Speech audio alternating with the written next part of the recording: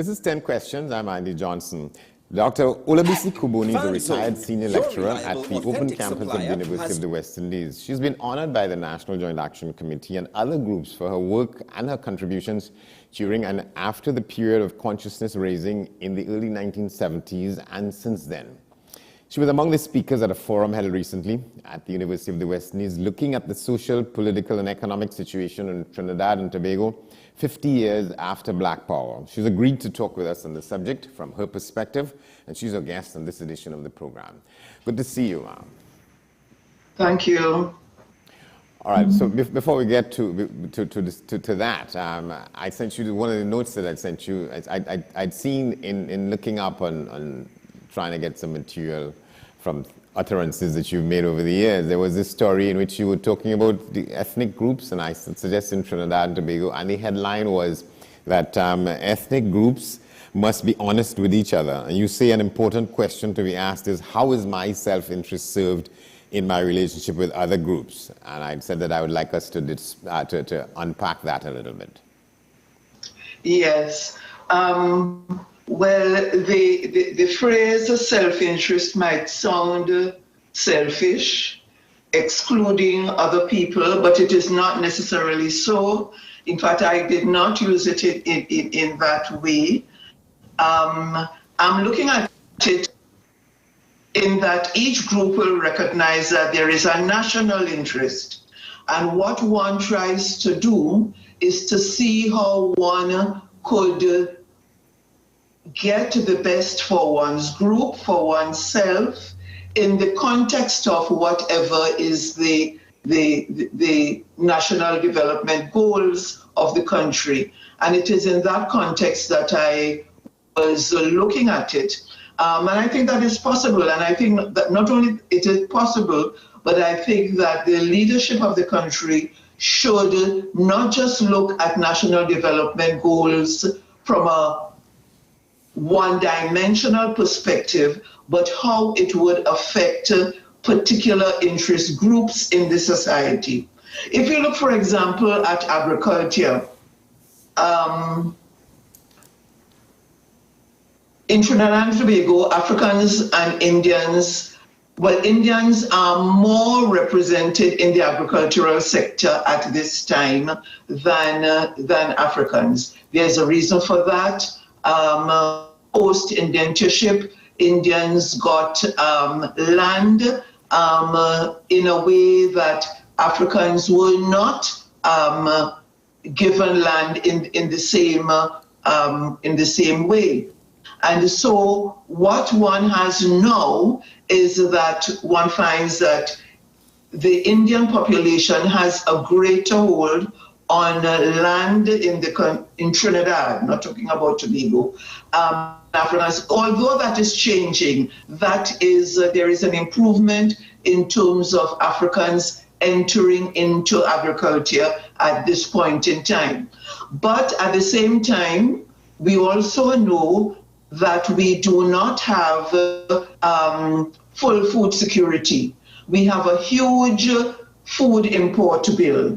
And so national development must take into consideration righting that situation. And in putting that situation right, one has also to look at the fact of having greater equity in terms of who is involved in agricultural development in the country and the extent to which both Africans and Indians have an equal share in terms of participation in the agricultural development of the country. And so it is in that I say that one has to look in one's self-interest, looking at it from the point of view of how it fits in and how I benefit and how I contribute and my group contribute to the overall national development goals.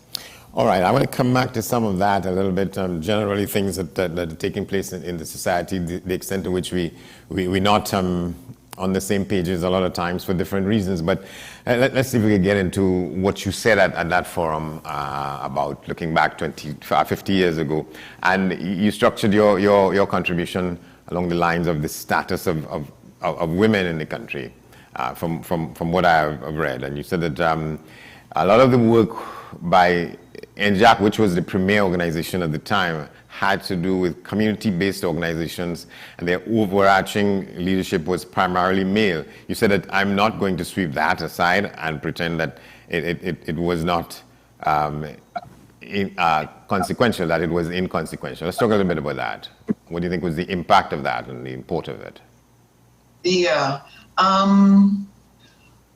Well, to take the first part, in the 70s, NJAC had a strong community dimension, community organization dimension. And in various communities all over Trinidad and Tobago, there were cells, if you want to call them that, NJAC groupings that were working within those communities. And those community-based organizations comprised of both men and women who were members of the National Joint Action Committee.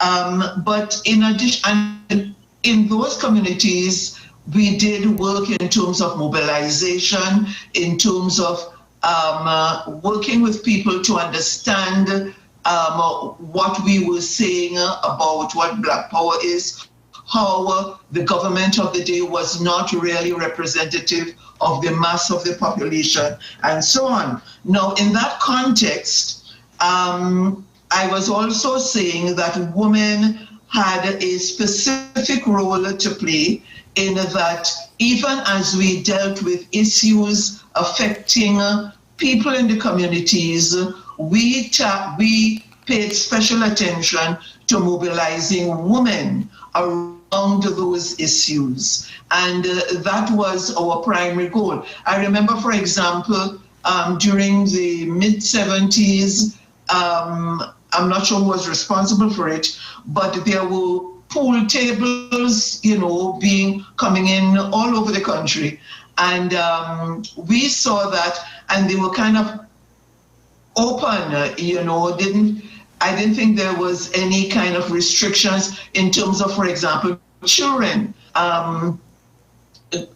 participating in that activity. And we saw that there was a danger there. And so one of the things that we did at that time was to do mobilization to alert people and women in particular, to the kinds of hazards that these pool establishments, pool tables, would pose for children in particular in the community. When there were issues regarding to distribution of water, no water situation, again, we would take up those issues and draw women, educate women as to their rights and their responsibility to be active in terms of making demands for those things. So all over the country, NJAC women were doing that kind of work, in addition to doing general kind of mobilization work with the broader organization. Well, now, one thing has happened, right? That those pool tables have been replaced by these gambling machines, these circular machines. Any place that you have a space for it in town and in country. Yeah, you have these machines now, and to the same extent, there are women who patronize them in town and in country, gambling. Yes. Well, it just spread. I don't think, in spite of our attempts to bring the dangers of that kind of thing to the government, to those in power, and to mobilize, I don't think that we were able to stop it. And these things are a danger in the society, in particular given a situation where there are no or limited safeguards for the young, for children in particular, to protect themselves against the hazards, and for families to protect the young against the dangers of these things. So yes, they have proliferated, and we are very much aware of that. And they're owned, it seems to me, primarily by Chinese people. Yes. Well, in a sense, these things need higher government intervention to establish controls. These things proliferate, but it shows the extent to which there is not the amount of safeguards from the government to make sure that these things operate with certain conditions in order to protect the vulnerable in the society. And this is what is needed. There is not the kind of safeguards, not the kind of controls that one would like to see in order to protect the most vulnerable in the society. What do you think why has it happened that the kind of work that you talk about that was conducted in that period,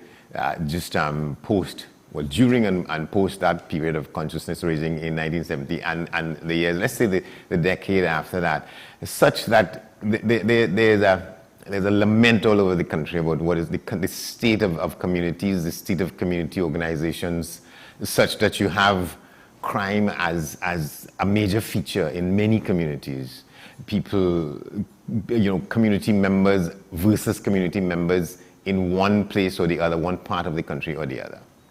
Mm-hmm. Mm-hmm. Several factors. I think, for example, that the way in the 1970s, the way the relatively new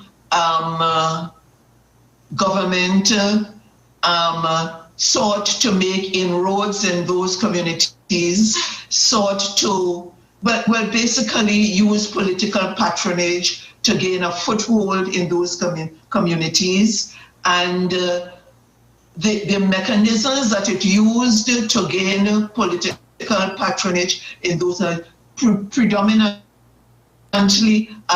in terms of short-term employment. We know they went by various names all along the way, URP, CPEP, whatever you have.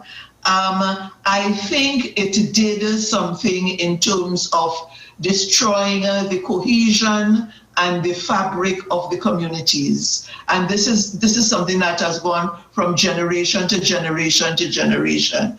And therefore the community itself is not holding itself well together. But I have something even greater than that, more significant than that.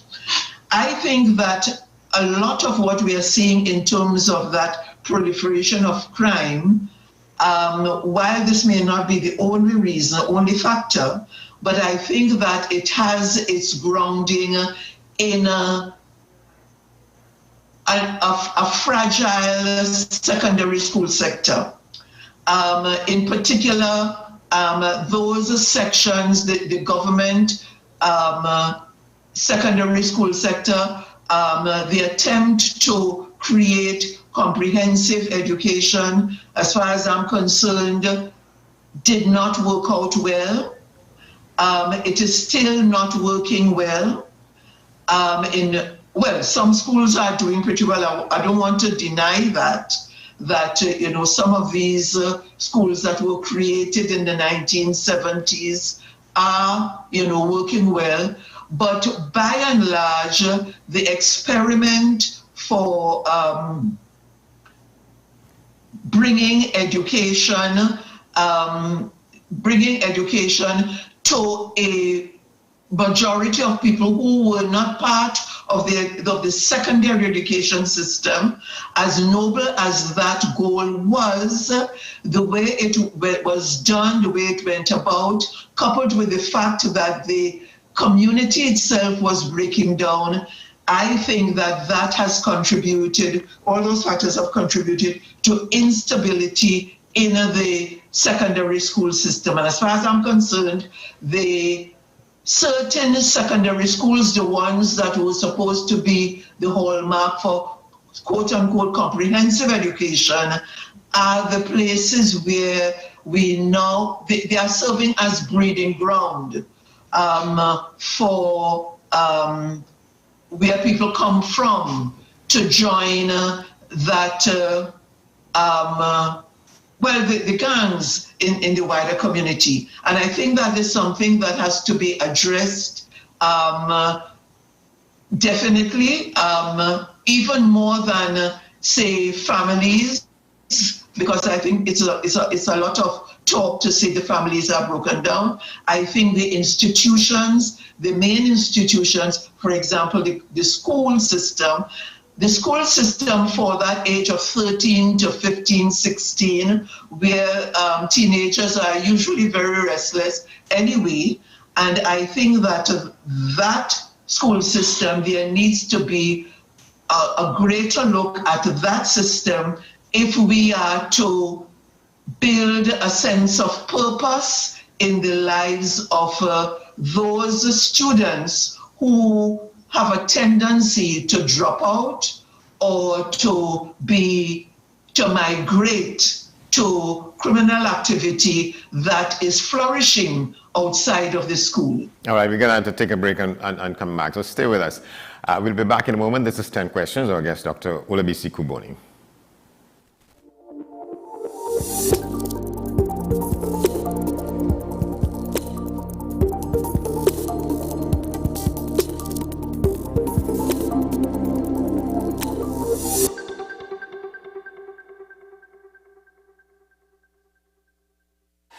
FanZone, your reliable, authentic supplier, has just gotten better. You can now visit our website www.fanzonett.com for your authentic wear and collectibles. The only place where you can use both your Visa debit and credit cards. Visit our website fanzonett.com to make your purchase today. Take some time for yourself or spend some time with the family at Sandy Point Village Hotel. Enjoy our various studio and suite apartments, self-contained with their own kitchenettes and Wi-Fi.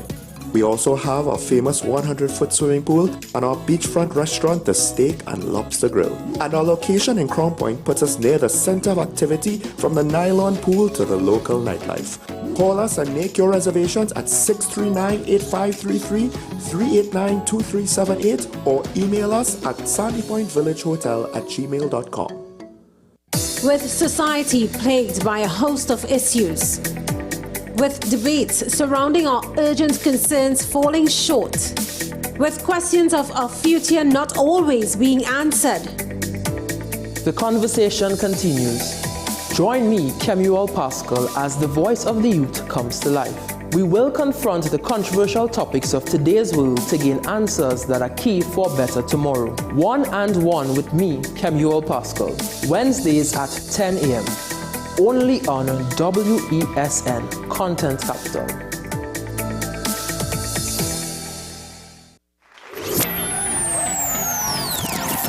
This May, the spectacular event you've been waiting for is coming.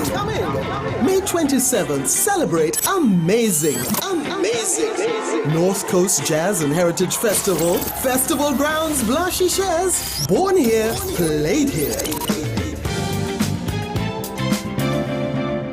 Tickets available at Crosby St. James, Kenny's Sport, Extra Foods, Mart's Liquor Palace, 14 Diego Martin Main Road, and WESN 30A Gattaca Street, Woodbrook.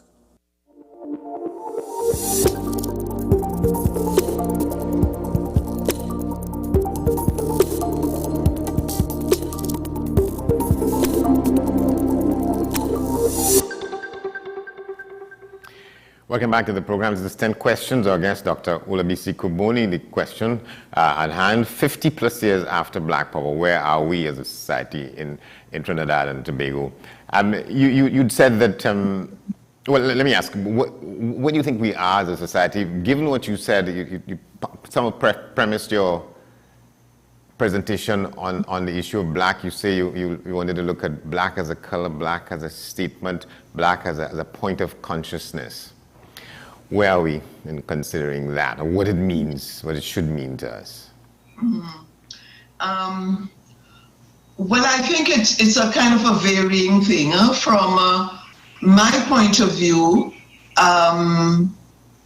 black is more than skin color. In fact, if we are, well, it was a necessary thing to replace the negative Negro and all the slave-related connotations of that. But it is more than skin color. And I think that for us who were in NJAC, it had moved towards, well, an overarching umbrella term, black people, referring to African and Indian people, and black in terms of looking internally, looking at a set as a representation of a set of inequalities that we saw as being opposite to the qualities that were imposed on us from the white colonial masters. But very importantly, black as a measure of one's consciousness to be willing to face up to the problems in the society and to want to confront and do something about the problems in the society.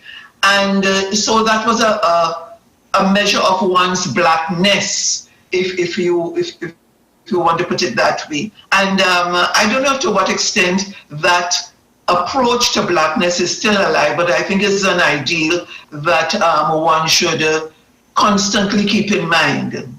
Yeah, where are you on the question as to what extent we experienced, we may have experienced it, and then something happened in the intervening period. It's inter-ethnic solidarity between the two major ethnic groups in the country, Afros and Indos. You said that the Indians did not really take to the activism of 1970 and the years immediately after that, and I say that well, one of the reasons for that, there are people who say that well, between Dr. Eric Williams and Barris Maraj, who was seen as sort of a, if nothing else, a titular leader in the Indian community, they had a pact that this wasn't going to happen. And some of the activists at the time talk about how the efforts were to break up the march to Caroni and stuff like that. Yeah. And we never recovered from that in some ways.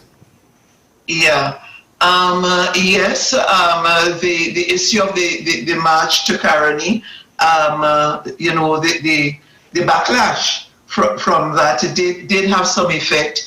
But coming forward to present now, I think that there are other factors. Well, first of all, there was a time when there was a relatively strong Indian presence in NJAC. I don't think that one should negate that, even as I'm not just talking about people on the outskirts who attracted, but membership in the organization. And so one should not disown that. At the same time, though, over the years, there was in the wider population, there was a thinking of, I am not black. If I am Indian, Indians are not black. And I think that perpetuated, I'm not sure I am totally au courant with all the factors that could have influenced that kind of thinking, probably because it may have been an over-concentration on the skin color dimension of being black. And so people of Indian origin who have seen themselves with a lighter shade, a lighter skin color, may not have wanted to associate themselves with the notion of being black. That is probably one thing. But I think it is, I think it is an important notion for us to have, insofar as joining together to seek common interests, even as we are aware of the interests of the separate groups. And what are some of our common interests that are particularly in need of that kind of solidarity? Well, for one thing, we've been talking about crime. I think it affects, in some sections, in urban sections, African people are very much, African youth, I shouldn't say people, African youth are very much caught up in that. But I think the issue of crime affects all of us. So that is one area. I mentioned earlier on about the issue of agriculture. The whole business of building an agricultural sector that helps us to reduce the reliance on imports is something. Food is something that belongs to all of us. And so all of us, it shouldn't be a sectarian thing. All of us have to be involved in terms of making sure that the agricultural sector produces locally for us to have real food security here. So in some areas, all of that is of concern to us. All right, we're going to have to leave it there, but I wanted to, let's say, put you on notice that we want to continue this because I wanted to get from you, what do you think are the implications of what you said in the newspaper article, that there are appearances, and some people have bought into it and stand on that Indo-Trinidadians are doing better than Afro-Trinidadians. What are the implications of that? But we're going to have to leave that for next time. Okay, thank you. Thank you very much. This has been 10 Questions. My guest, Dr. Olabisi Kuboni. I'm Andy Johnson. Thanks for watching. We'll see you next time. Thank you. You're very welcome.